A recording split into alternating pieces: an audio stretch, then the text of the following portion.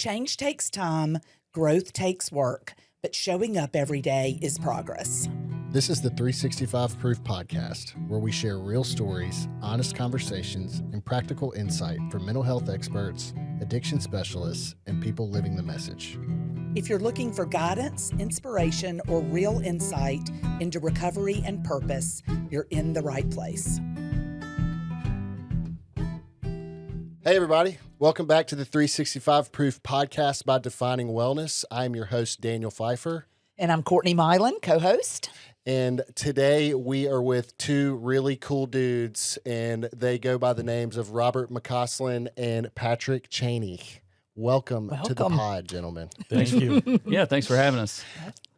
These guys did not know they were going to be on this podcast like 12 hours ago. So we sprung this on them, and they have been so gracious as to come out here and spend a little time with us. I am really excited for them to introduce themselves, tell us about Alta Loma Transformational Services in Georgetown, Texas, and all of the really special things they're doing up there. As some of our listeners know, our Mississippians especially, we have a lack of mental health primary treatment in our state, and I think it's important for people to know that this kind of treatment is out there, it's accessible, and they're doing some really cool stuff. I have been impressed.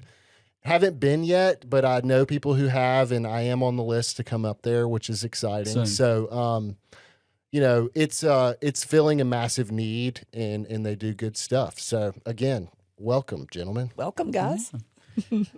So let's get started let's introduce ourselves. Patrick and I have known each other for a long time. He's a Mississippi guy. Robert and I don't know each other as well as I wish we did, but hopefully that'll change. So yeah, whoever wants to go first. Sure. All right. Well, I'm Robert McCaslin. I'm the Chief Development Officer at Alta Loma. We opened in 2019, and really blessed and honored to be on here. Yeah, cool, Awesome. cool. Yeah, and I'm Patrick Cheney. Like Daniel said, we crossed paths, about a decade ago, it seems like. I grew up in Amory, Mississippi, just south of Tupelo. Spent a lot of time in the state, went to Mississippi State, like every good Southern boy from Mississippi does. The ins and outs of the treatment world kind of brought me to the Jackson metro area, and worked for some other facilities and other programs in the Southeast U.S., and ultimately ended up crossing paths with Robert about a couple of years ago, and started working for Alta Loma, and really enjoy it. Cool. Awesome. Well, Robert, tell us a little bit about your story with whatever your comfort level is. How I know you're in recovery. Tell us a little bit about how this all transpired, and then the vision to. I read some of your bio on the website. I know I nerded out. I'm prepared. I know you were in sales for a little while, and you opened up a sober living. So tell us a little bit about that and how you transitioned into Alta Loma. Yeah, it's funny you brought that up. I literally just rewrote my bio. Did you? Nice. We're doing a new website. It's great. And someone had mentioned something about my bio and some of the other partners there, and I was like, yeah, I haven't looked at that since we opened. Yeah, so. Maybe we should update that. Yeah. But yeah, I'm a man in long-term recovery. This wasn't my first attempt at recovery. But I say this time it stuck. So I'll be celebrating 9 years in the fall. Awesome. Fantastic. And best decision I ever made in my life.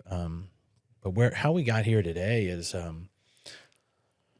early on in my recovery, I was working in sales. I was making pretty good money. I wasn't feeling very fulfilled with what I was doing in life, but it was really hard to kind of leave that paycheck, right? Mm-hmm. So first thing I did is I found passion in sober living. I was in sober living at the time. I had become a manager, was helping out with some of that. At that time, I was learning of a lot of things of what I want to do in life, what I don't want to do in life. And a good friend of mine, who unfortunately has now passed away, we started Sunlight Sober Living together. That still operates today. Cool. But that was more of like a side project for me. It didn't really make much money. Still doesn't today. Yeah, right. It helps a lot of people. I couldn't do it full time. So it was always kind of in the back of my mind to join up with someone and do something different. And initially, I really looked towards addiction treatment because that's what I knew, right? That was my life. You know, to a degree, I have some, you know, struggles with mental health, but the main issue in my life was my addiction, right? Substance use disorder. But in Sunlight Sober Living, I would always get these calls, or people would kind of sneak through someone who had some pretty complex mental health issues. You know, I would see SMI, which, if you're not familiar, is severe mental illness. So that's your schizophrenia, your schizoaffective, your bipolar type 1. Sometimes people get lumped in there when they're just experiencing psychosis. And my options for helping these individuals were pretty limited, right? So I had the hospitals, which were a short-term solution, also not the greatest, kind of this like necessary step, right? That's just uncomfortable for a lot of these people. And then you also had these, I like to call them these like farms, right? It was like we closed the asylums in the 70s, right? And a lot of people opened up these farms and these group homes where you just put people out there, they existed and they did nothing, right? It's kind of just keep them away from the society. Right. Yeah. When you look at research, right, it's like that's the opposite of what this population needs. Right. It's like just like in addiction, they need community. They need to be in the community and reintegrating into their lives. And so one day I got connected with my now partner, Steve Thomason. We were having lunch, and my whole goal for this was I just want to market my sober living because I heard that he was working towards opening up a new treatment center, right? Yeah. And I knew nothing about it. I know he had run a couple places. I had a connection. One of his daughters is really good friends with my wife. I think I met him in passing like once before. And so we had lunch, and it turns out me and Steve get along great. And our lunch was like 4 hours long. And by the end of it, I was like, where do I sign up Yeah, for what are we this? doing? Yeah. Wow. It just really spoke to me, right? It was different. People weren't doing that. And Steve and I and our other partners always say it's like we were just naive enough to do it, right? Because we all saw this need that doesn't exist. And so we went and we took action. Wow.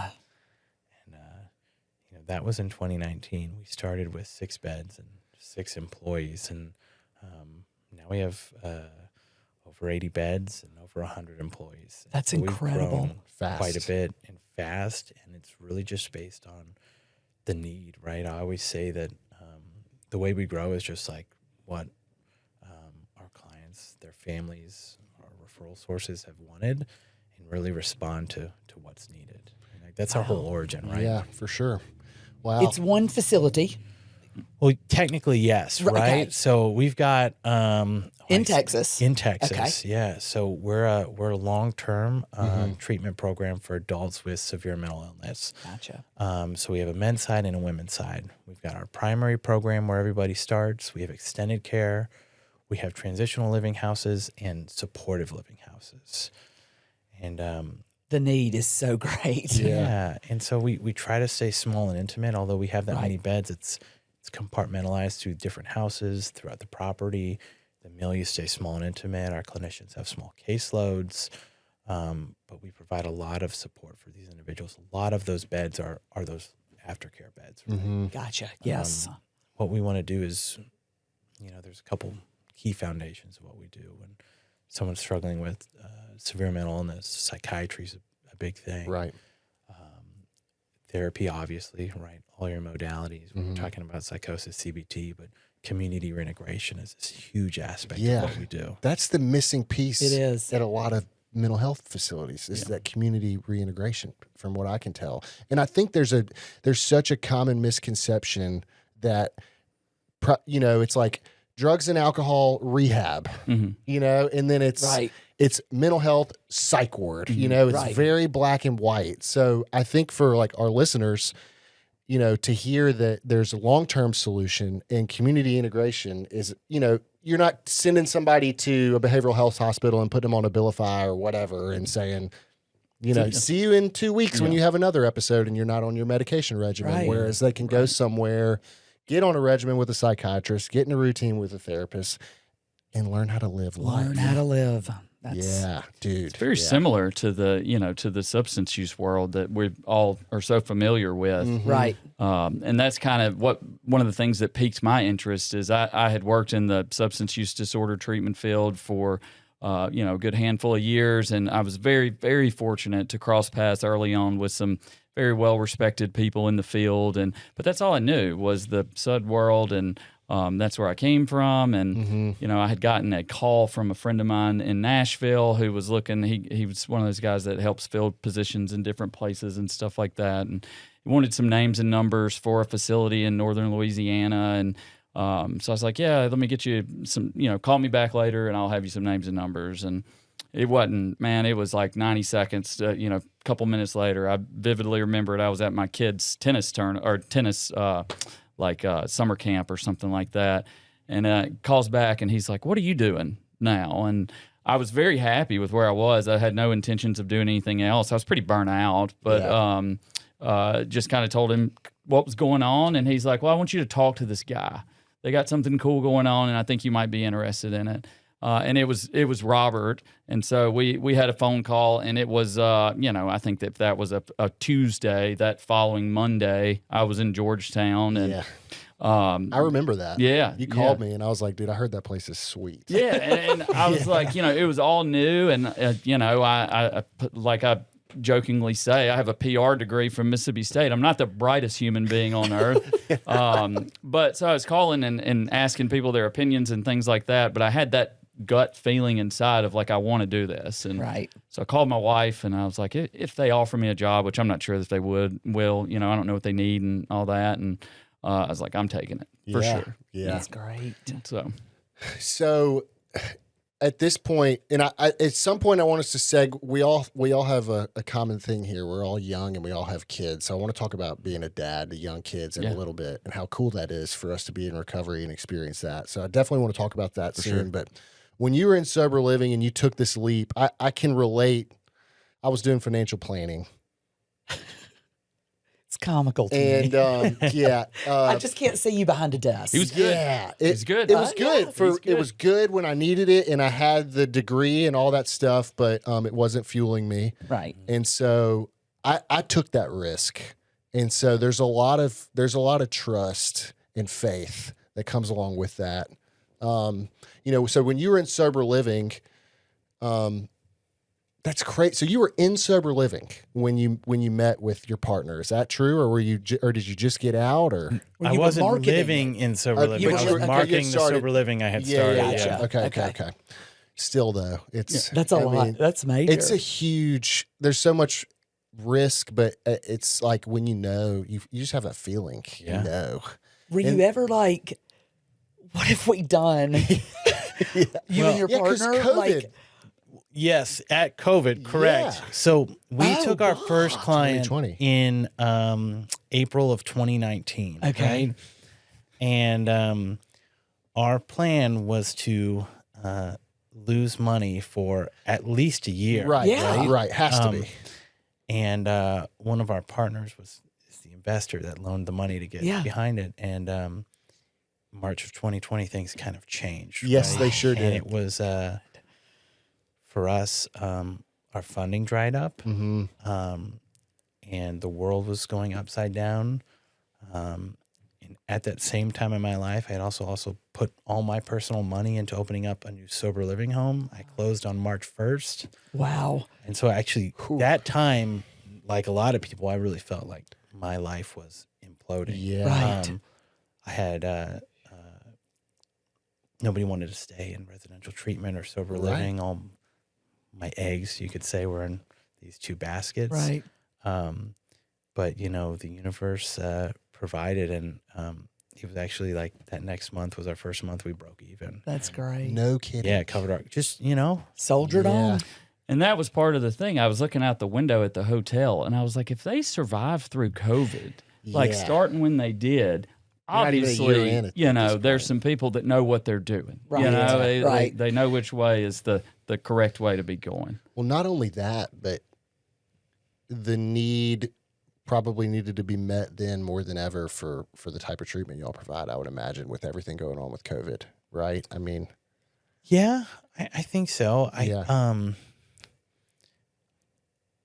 I like to attribute a lot of our success, I guess you could say, as to our philosophy on how we operate and grow, right? Mm-hmm. And not just in this industry, I think throughout the human race, right? A lot of people naturally make decisions that are strictly based in finances, right? In their personal lives, in their professional lives. And having your life driven by finances isn't really always the best way to go about, right? I think you need to make sound business decisions. And it's really hard to make choices that maybe aren't the best financial move. Mm-hmm. But the way we operate is if we look at what is the best thing for the client we're serving, right? How can we provide the best care? And if we operate that way, everything else falls in line. And I found in my personal and professional life, anytime I try to make a decision based on finances, right? It just doesn't work out, right? No, it doesn't. Right? You know, But and you want it to, and it just is. yeah, The universe, man. you know, and we're here to help, right? Yeah. Yeah. That's right. Man. So you start with 8 beds, and growth has been a big part of our story here. So I'm curious. I'm glad we're kind of segueing into that. You know, you have to be very intentional about how you do that. And we want to talk about whether that's from a financial standpoint, from a staff culture standpoint. It can get crazy pretty quick with growth. So what were the stages of y'all's growth to get from what y'all started with to now? What did you, as a partner and a leader, you know, what did that look like for y'all with your staff, and, you know, how intentional were y'all with the way y'all did that? Yeah. So I'll say from the beginning, the vision of what Alta Loma is today was not what it was in the beginning. I think that's like most places. For sure. And one of the reasons I felt so comfortable joining onto this mission was because essentially we're doing an extended care. It was supposed to be aftercare for mental health, right? I said, I'm in that space already. It makes a lot of sense. It lines up. It doesn't feel that different from what I'm doing. And I have some other people here who have a lot more experience than I do.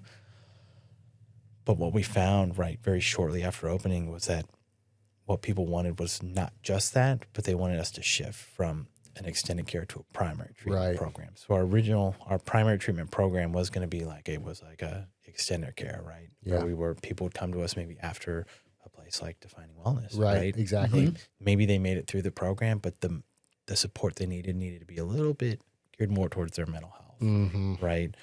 And because that was my solution I was trying to fix too. People were coming to my sober living. They had these mental health issues that I couldn't address. And they needed just a little bit. Yeah. Yeah. Like within 60 days, people were like, this is what you need to be doing. So we needed to pivot and kind of add more staff and do things a little differently. And shortly after, we got our extended care property, which is, kind of where we wanted to be, right? Yeah. But then we realized building out this long-term continuum is where we needed to be. And, it was kind of there's not a lot of people doing what we're doing. So there was a lot of unknowns. We knew there was a need, right? And so driving that growth based on what people wanted was how we do it. Yeah. But then another key aspect is who you hire and how you hire, right?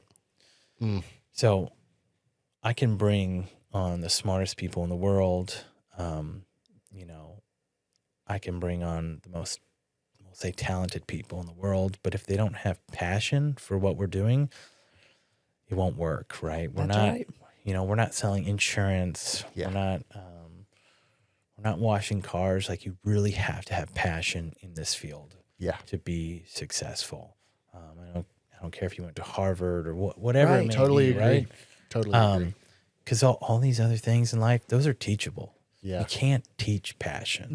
No. You can't. You can't. And I'm glad you mentioned that, because I was going to say people. Yeah. You have to have good people.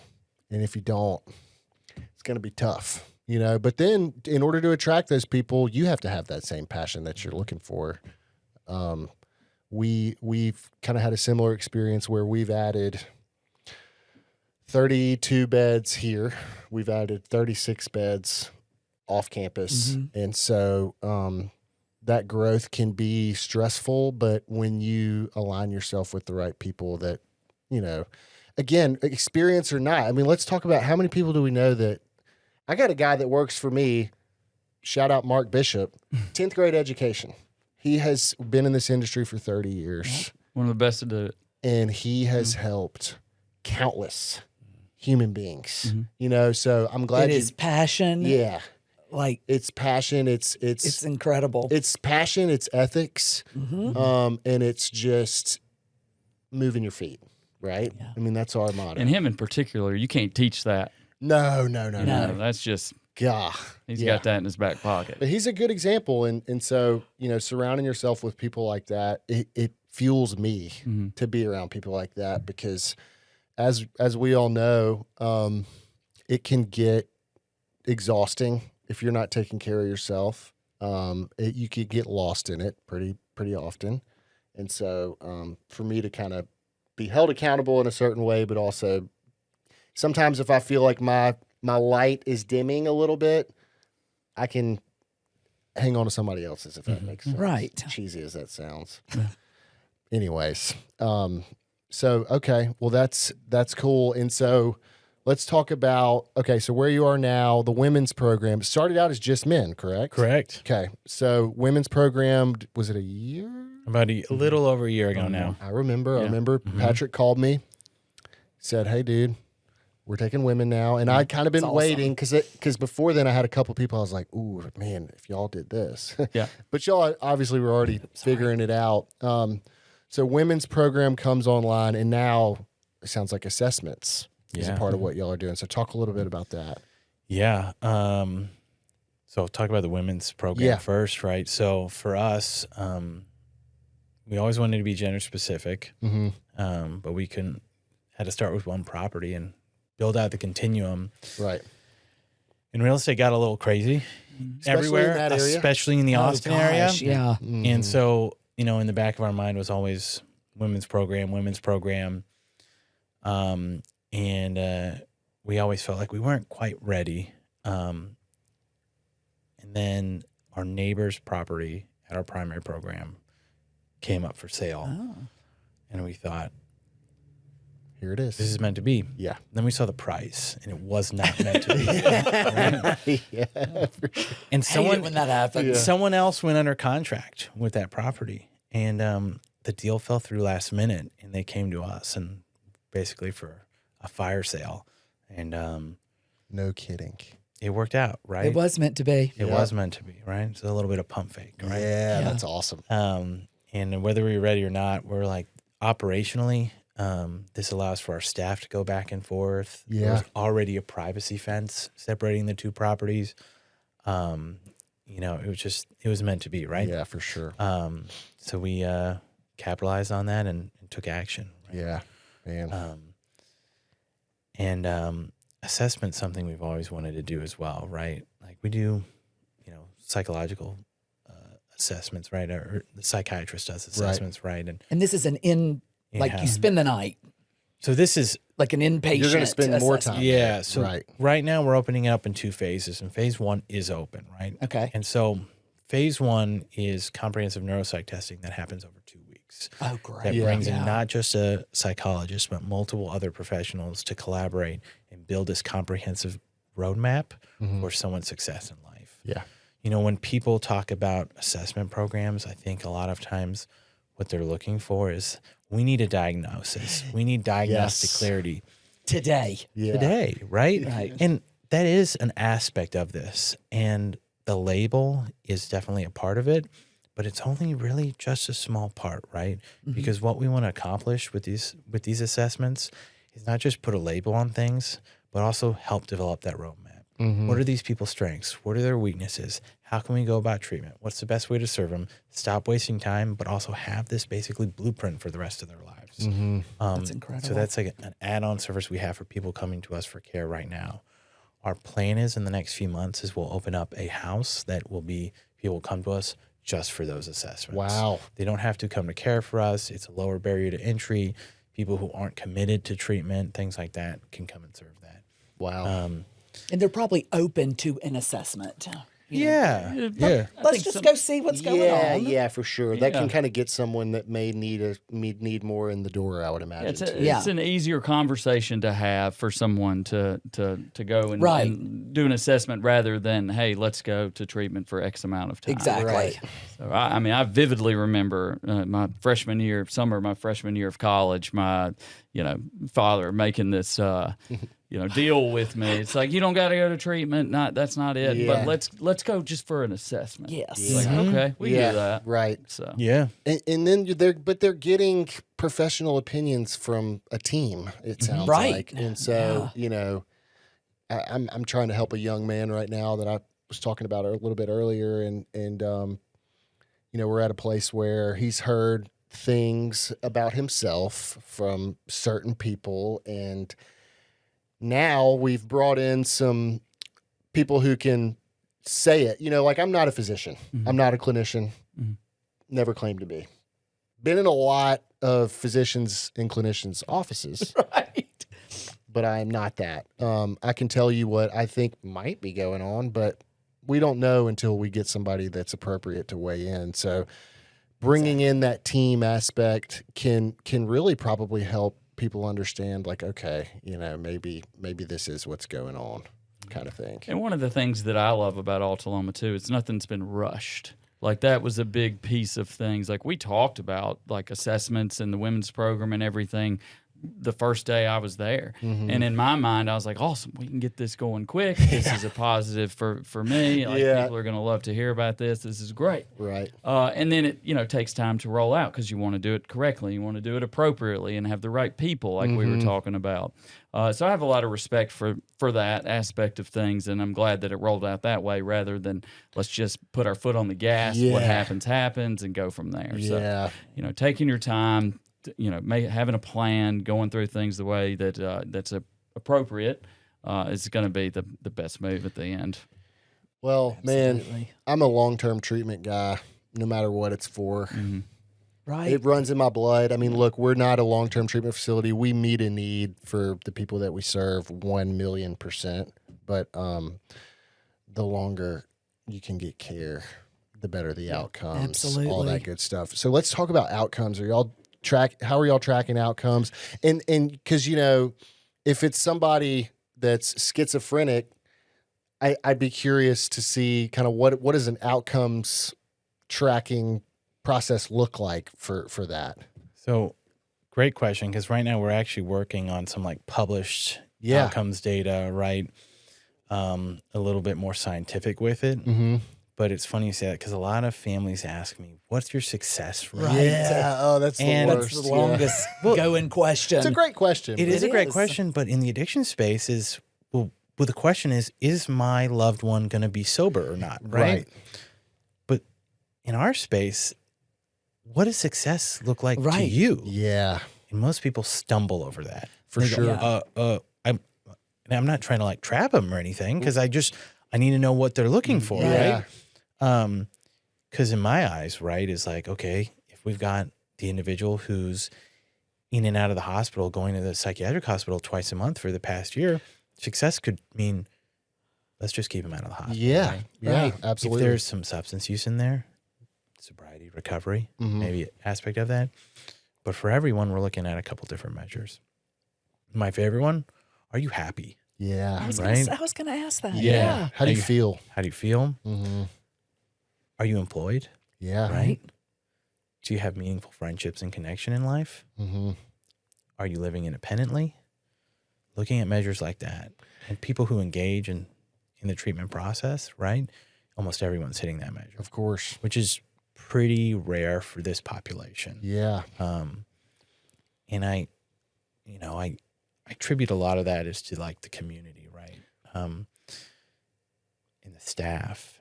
And, the one thing that we don't have that addiction programs have so easily, right, is some of our clients engage in this is 12-step. Mm-hmm. Here, like at Defining Wellness, Yeah. your entire community can engage in the 12-step process. exactly. And it's like this built-in camaraderie, community, holding each other accountable, things like that. There's not that same framework for mental health. I didn't think about that. Yeah. You know, we get guys who want to engage in 12-step stuff, even if they have no substance use disorder. Right. Yeah, right? of course. So we have to foster that independently, right? And use some other mechanisms. Yeah, it's got to be, I mean, it's truly individualized. Like, people say individualized treatment, like you have no choice but to provide. And you get a wide range of where people come from too. So some have been to 7-8 programs elsewhere all over the place, some good, some bad, some in the middle, and some this is day one and it's all new and they're figuring it out. So we get a really wide range of different experiences in the treatment world and that sort of thing. That's interesting. The success rate question is it's always I love getting that question because it is, what's your definition of success? But for us, it's like, okay, did you complete the full continuum of care? Did you follow through with your aftercare plan? Do you have a sponsor? It can be different for everybody. And it's like, but for families in our space, did you save my loved one from using drugs and alcohol ever again? And it's very black and white. Right. And as we know, as men in long-term recovery from substance abuse, I went to, shout out St. Christopher's, amazing place. I was 23 years old, 90 days, learned more there than I ever thought I could have. I wasn't ready. But guess what? The seeds were planted. Right. And I would be here to tell Brandy and Zach, whoever, just because I didn't stay sober didn't mean you didn't help me. Absolutely. And so I just wasn't ready, man. I still needed to investigate a little bit. Right. And I would also argue that the way we look at success for even substance use disorder, right, is challenging, right? Let's say 500 days post-discharge. If you're sober 499 days out of those 500, is that success or not? Right. Well, is it success? Well, what if it's on day 500 you relapse and you talk to that person? Yeah. Or what if it's day 300 and it was just that one day? So it's hard to measure. And It really accurate. is. Yeah. It's not this black and white. Even the are you sober, yes or no? Yeah, right? yeah, for sure. And also measuring that is so difficult and challenging. The nature of addiction, right? If you call someone, are you sober right now? And you're trying to put it, yes. Yeah. Maybe they're not, right? Right. So This is so much, shame attached to it. Oh, Sure. of course. We're gonna kick you to the curb like a, stray dog because you told us, you say no. It's like, no, it's genuinely care about you and we want to know what's going on. And Right. I think that's just kind of. And Courtney's our alumni coordinator, so she can weigh in on this too. I did a little interview earlier this week about, kind of like what keeps us motivated. And we've got an app that we track some outcomes on. It's kind of hard to get them to use it long term, but it works for what we need it to do. And then we've got these groups and, it's like every week where people are posting pictures with their chips and, it keeps going. But like Courtney, from where you sit so Courtney, as I was saying earlier, ran admissions. So she was on the front end. And now for us, she's on the back end. So tell us, Courtney, for you. I can sleep. Yeah. Right. No more 24/7. Yeah. So I talked to an alumni yesterday and I was checking in. He goes, I don't want to tell you this, but I'm in treatment again. He goes, I had 5 months, Courtney. I went, okay. Yeah. You didn't lose what you learned. Right. And you're back in the solution. I said, you're going to do great. There's no, you don't have to apologize. It's just, he's young. I was like, dude, come on. Well, that's you that got shame this. Patrick was talking about. Yeah, the shame Yeah. that comes with it. And I think we as a whole have to set the example. Yeah. Yeah. And as time progresses, it seems better anyway than it did 7-8 years ago. But as time progresses, hopefully we can be an example. And I want to say this too, as professionals in our industry, we should probably give each other some grace too. Absolutely. There's a lot of people. You know how hard this work is, man. If it's hard. And But it's the passion. we've got to take care of each other. You know, I've We seen all have. some examples of some people who've kind of fallen off that have been around for a long time, and I sometimes I get disappointed, I guess I should say, with how we may as a industry handle that. So why can't we give that same grace that we give our clients to the each golden other, question. you know? Yeah. It's been something that's been on my mind for the last couple of years with a lot of stuff that's Yeah. gone on. It's interesting, right? Yeah. Yeah. All right. So talk about some specifics of what y'all do treat. I know bipolar, schizophrenia. What's that list look like? So most of what we serve is in that SMI spectrum. So really Right. psychosis. So that's your schizophrenia, schizoaffective, bipolar type 1 with psychotic features, and other manifestations of psychosis. Certain ways personality disorders and anxiety disorders present can be a great fit for us as well. That one's not as clear and cut. It really depends on how they present, because a lot of those, the symptomology of it, right, is quite different. Okay. So those are the people we serve, right? So typically someone who's in an addiction treatment program who would be kind of like a rule out or pretty challenging in the community due to their psychiatric condition. Okay. And the big question I get is, do you have to have substance use disorder? And the answer is no. No. Right. But a lot of our clients do. For sure. It kind of just goes hand in hand. Yeah, absolutely. We see it on our side, just kind of flipped. Yeah. And I would say most of our clients have like mild to moderate, right? You know, Are they using that to treat their mental illness? Yeah. So I find that, and this is anecdotal information, that for most of our clients, when you are able to treat the symptoms of their mental health condition, the urges to use drugs and alcohol Of course. go away for the most part. But because of their psychiatric conditions, they need to live a sober life. Right. Yeah. Absolutely. Someone who has schizophrenia shouldn't be smoking weed. Right. Whether they No. do it recreationally Yeah. or problematically, right? It's Right. just like interactions with medication, flare-ups of psychosis. And so we have all our people live a sober life, and we can help them down that path. We have licensed chemical dependency counselors. We have recovery advocates. So we've got a lot of support, individualized and group, for that, aspect of their treatment. But yes. Man. What's your average age? So usually we fall around 30. And I Okay. would say we have two cohorts of people that find us. We don't really have people calling in about themselves, right? Right. And we have the young adult who mom and dad is calling in, up to, let's say, 28. And then we have, I don't want to say the older adult, but it's like 40 plus. And that's brother, sister is calling in because mom and dad have been the caretaker for so long. Right. And this is That going the to be, siblings are stepping in. Yes. well, they're realizing this is going to be my problem soon. Right. Yeah, for sure. And we don't get a lot of in between, right? Yeah. So it's either the young adult or it's like the 40, 45 plus. And it's funny, they blend so well together because the people who are in treatment with us that are those older ages really act like Of people in course. their 20s. 'Cause Yeah. these are not people who have been holding down jobs, Right. things like that. I mean, we do sometimes, right? But for Sure. the most part, they're not. Yeah. Yeah. I could see that. That makes sense.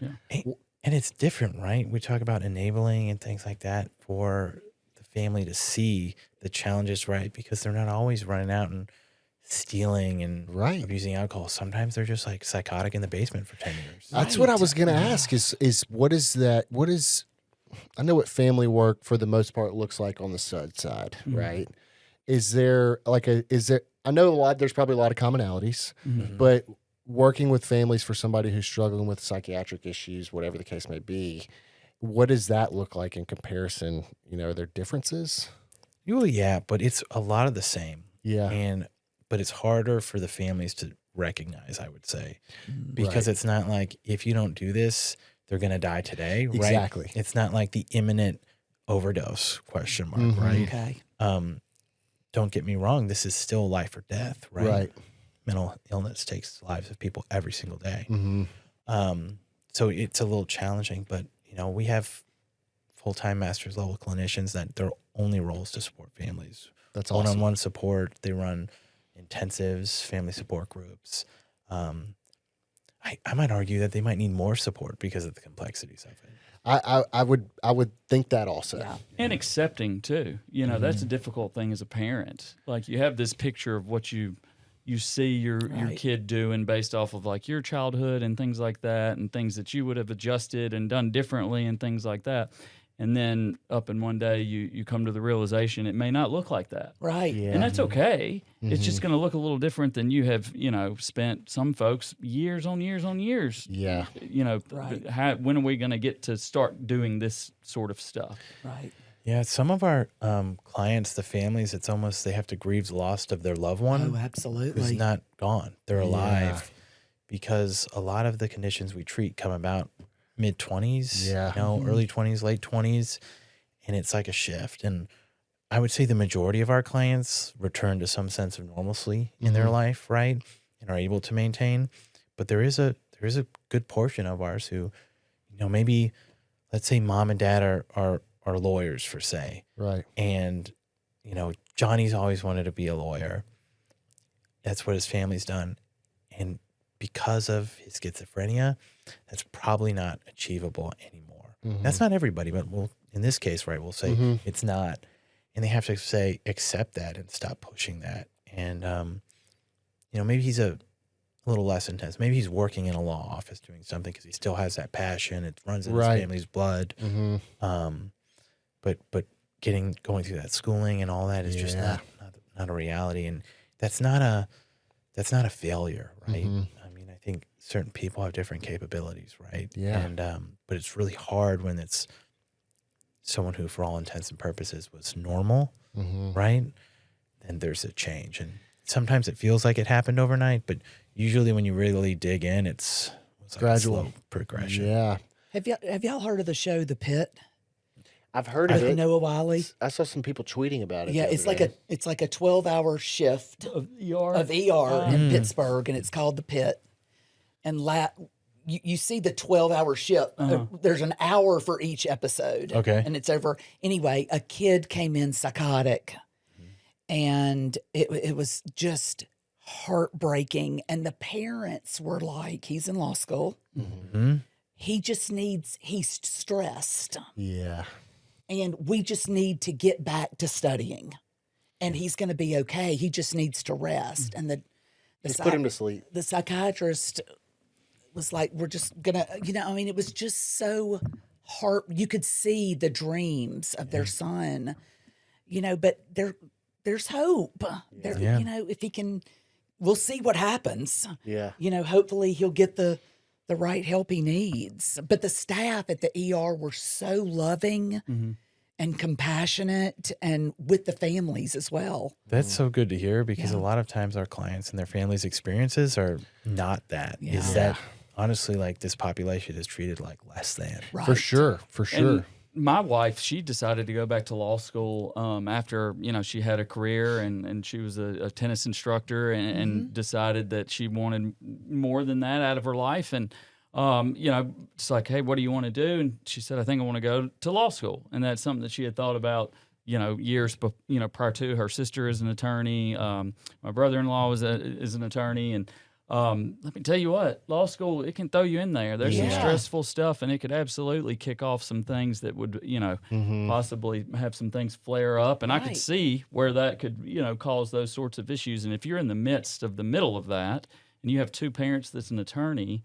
like that could, there's all sorts of different family dynamics taking place there. Right. Exactly. Not to mention, and I've got a couple of questions, but not to mention, I had a conversation with somebody about stimulants the other day, and there's just this common consensus that there's a lot of young people specifically who literally are telling themselves, whether it's consciously or subconsciously, I can't complete this task without this medicine. Correct. And if I take enough of this medicine, I can complete any task. Right. And so stimulants are insane, dude. I mean, think, people in law school, I mean, think about that, and then think about, this is going to lead me into a question. Just stay with me.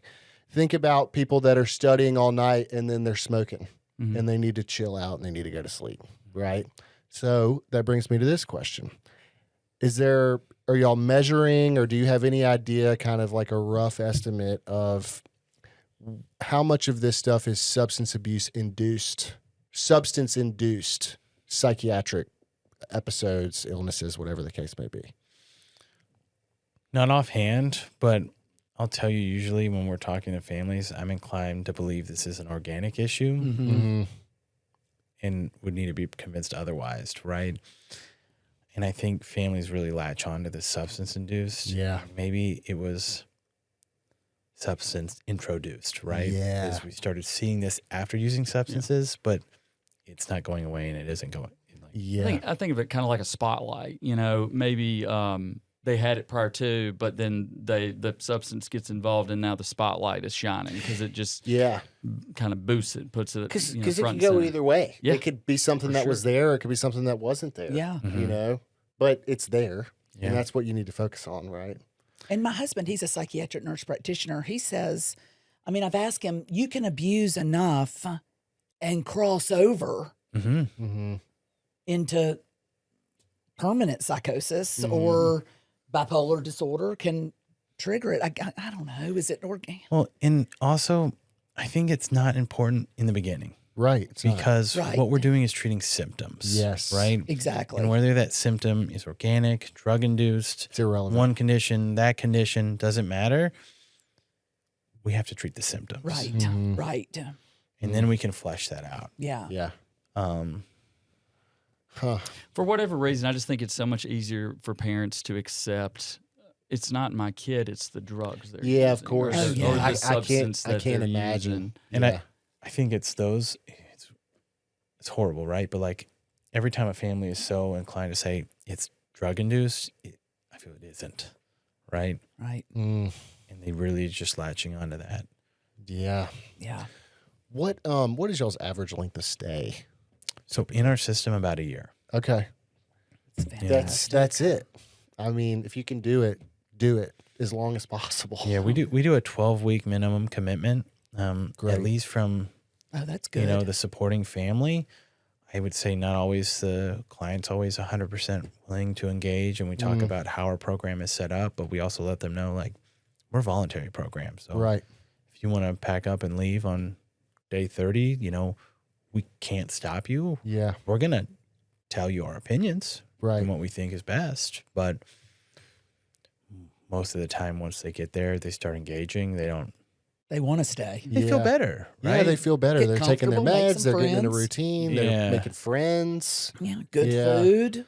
Yeah.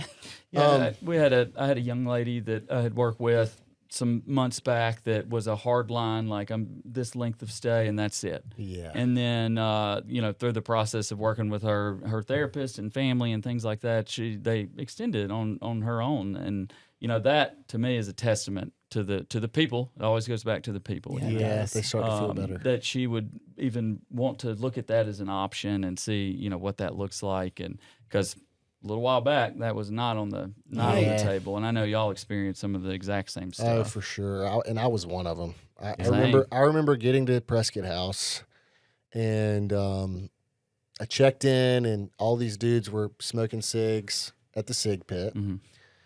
And I walked out there, and I pulled out my cigarette, and I'm like, my people pleaser started to come out a little bit, and I'm like, all right, I need these guys to think I'm cool and funny and all the things, because I was not well, man. And I was like, yeah, I'm here for 90 days. And I remember to this day, my core group of guys, we are all still alive and we are all still sober, and we are very close, 8 years later.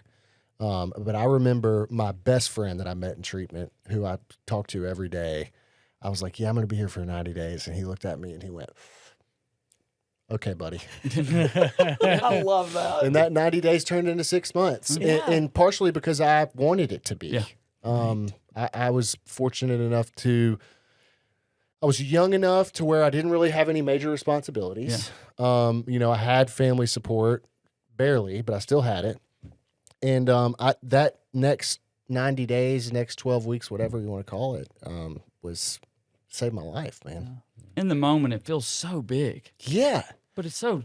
I'm trying to Minimal. tell. Yeah, I'm trying to so tell this kid minimal. right now. He's so young, and I'm like, man, 90 days in comparison to the rest of your life. But you know, we've all been 19-year-old Yeah. teenagers. Got things to do, places That- to be. 90 days, no way. Right. 30 maybe. But then when they say that, you're like, all right, Yep. Right. we got a little bit of willingness in there. We'll work on it. My first time in treatment, 3 months, and I thought that was the end of the world. Yeah. Right? Yeah. That was going to be so long. Are you yeah. kidding me? I was like, all my friends are gonna they're gonna be doing all this stuff, and they were doing the same things they Yeah. were doing 3 months before. Exactly. You know. And I did the opposite one time, you know, and shout out Zach Nippenberg. He told me, he's like, this is going to go poorly for you, just so you know. Yeah. And I was Yeah. like, nah, he doesn't know what he's talking about. Yeah. So I ripped up from Baton Rouge back to, you know, to Jackson and on to Tupelo and it's just to Amory. I forget we're actually in Mississippi and people know where Amory is. Yeah. Yeah, and it did. It went very poorly for a lot of years after. Yeah, for sure. And then when you take some suggestions, it's funny how that works. Went a little bit different. Yeah, so. for sure. It takes what it takes. What is so acuity wise, right? Is there a line at homicidal, suicidal ideations? You know, where does the stability level need to be for somebody to be appropriate to come to Alta Loma? Yeah, in the beginning. Without going into nuances, right? We're not a psychiatric hospital, right? And so if there are safety issues, we can't accommodate right then and there. But that doesn't mean someone can't go to the hospital for a couple days, Get reassessed. get reassessed. And actually, that's quite common for Yeah, us, right? I believe it. I believe it. You know, there's a lot of safety precautions in hospitals like anti-ligature, all these other things. Right. And we want to provide a comfortable home-like environment. You know, because usually that period of where someone needs that safe environment is, you know, less than 10 days. So we don't want to build our property around a need for less than 10 days, Yeah, right? right. But, you know, we take the complex cases. So, Yeah. I just think it's so cool that y'all are giving people a chance with these mental health challenges. You're giving them a chance to rebuild their lives. And I'll admit, like, I didn't know that was an option for somebody that's schizophrenic, who's been off and on their meds for a decade and in and out of psych wards. You know, I mean, a lot of people just assume like, well, that's going to be their life if they can't stay on their medications. You know, it's a very closed-minded thinking. And, you know, there's stigma around it, like we kind of referenced earlier. Same thing with substance abuse. But for them to have an opportunity to, the community and the structure piece, man, that's what, It's golden. obviously the psychiatric, the therapy, everything that goes along with going to Alta Loma, right? But man, giving those folks a chance to feel some sense of normalcy and stability in a community is, I don't think a lot of people realize that that's an option. Have some relationships, you know, Yeah. meaningful relationships. Right. Not just crossing paths and Yeah. folks doing something for you because they want to, because they're being kind. Yeah, You know, I some mean- people have never experienced that. Right. I always tell people I never really knew. Now, don't get me wrong. I have some friendships from when I was 4 years old, right? But I never really knew what true friendship was until I went to long-term treatment. Yeah. That's the God's honest truth. I just did not. So, man, y'all are doing cool stuff. Did we miss any highlights or anything about Alta Loma? I mean, I feel like we covered. I'm sure we probably did. We could talk for a while. I could talk psych all day long. Yeah. I'm Yeah. just fascinated Same. by it. Yeah. I love it. So we got a few minutes left. So at the end of the show, we kind of segue into a couple of questions. But I want to. How old's your son? I have 2 sons. Yeah, that's right. Yeah, and Same. a daughter on the way. Congratulations. So so I have a 2-year-old, and then I have a almost 1-year-old. Will be 1 on Friday. That's awesome. Yeah, and the 2 boys, and then I got a girl coming this summer. It's awesome. What do they Wow. think about the girl? They seem pretty excited, both of them. Yeah. Good. You know, the youngest one doesn't really fully comprehend. You know, he's still kind of coming Right. to reality. Yeah. But my older son, we Hopefully asked Summer him. doesn't listen to this episode. So I've got I've got a 3-year-old and a 1-year-old boy, 2 boys, and who knows, but I'm not there yet. But that's awesome. And then I know your crew. Yeah, I've got my son turns 9 in May. My daughter turns 8 in June. They were an absolute shit show. Yeah. Go. Shit We're in- show growing yeah. up, and we didn't have a whole lot. I love my parents very, very, very much, but instruction wise, we were doing a lot of figuring things out. Yeah. I love my wife very much too. Yeah. And so we thought we were done it too. We made the decisions to make sure that we were done it too, and then Yeah. she up and says, "I don't know, maybe we do want a third." So because I love that woman, Yeah. we went back and undid some of those decisions that we made to Yeah. make sure that we weren't going to have a number 3. And so in the old Michael Scott terms, the snip, snap, snip, snap, you can only go so far before it starts putting, stress on you there. So, Yeah, for but sure. Got the 2, and we'll see one of these Yeah, days. for sure. Okay. Well, I wanted to take a second, and the reason I bring that up is because, like, especially for young people that are listening, and we don't know how many listeners we have. It's probably not a lot. Is being a dad in long-term recovery not the coolest thing in Best the thing world? ever. Yeah. Yeah. So I just wanted to feel that for a second with y'all because there was a time where I thought there was no way. Yeah. Wasn't You in know, the picture. I thought there was no way, and so yeah, Yes. it works. Yeah, the promises and stuff like that. Jobs and paying bills and all that stuff is cool. But like getting, seeing that kid, and like we had, soccer practice last night, and parts of it went great and other parts didn't, and he was asking me questions. It's just the coolest aspect of things that I didn't have any inkling of an idea of what that was like. And I'm very grateful and fortunate to have gotten to experience that, because when my wife came along, my now wife, I had nothing. Zero. And in my defense, she had very minimal too. So she had a backpack at least. But just that gift of recovery is just unreal. It's cool. It is. And I have 2 girls. Yeah. Sorry, Courtney, I'm leaving you out. 19 and 21, and I'm going to cry. That's okay. My 21-year-old texted me the other day to ask about her dad because he's having some back problems. She goes, he's my king. Oh, man. Man, I know. That's awesome. It's awesome. I mean, just Yeah. And you and it Stuart, just gets better and better. Yeah. Y'all are living proof as well. That's right. Man, so I know that has really nothing to do with what we've been talking about, but before we got in here, and that was, I remember being in Linwood, and I might have told this story on another episode, and I remember being at Linwood, and I remember you, Michael Fearman, Jared Murray, Alex, and maybe Button, y'all were all in town for that heroin summit, right? Yeah. Or the opioid summit, Yeah. whatever it is. And The summit. I was yeah. a resident Yeah. at Linwood, and I saw all these dudes walk in with their barber jackets on and their boots, and like it. I remember seeing y'all, and I've told Michael's parents this. I don't know Michael too well, but I've told Jared, and Alex knows this obviously. But I remember seeing y'all and being like, okay, Yeah. and y'all were kind of at that younger phase, this was probably 8 years ago, and a lot of life's happened since then, but it's so cool to, I kind of got to that point, and I saw guys like y'all, and then, to kind of continue to move through the process as recovery and life happens and the universe takes care of you. So That's right. I don't know if you ever knew that, but I Did remember. not, man. Yeah. Means a lot. Yeah. Means a lot. Y'all sure. are great dads. Wow. Yeah. Danny, too. Yeah. Shout out Danny. Yeah. All right. Last question we always ask our guests. Oh, yeah. How are you taking care of yourself today? That is a good question. For me, right now, making sure I get enough sleep. Yeah. Is There a you big go. one with the young kids, For sure. and eating healthy, Yeah. exercising. Yes. Cool. Awesome. Patty? I'll just go catch some fish, man. Need Yeah. to catch some fish. You want to go fishing? Yeah. Probably biting today. Yeah. Cool. Well, that's our new thing. We Yeah. ask everybody like that. So, all right.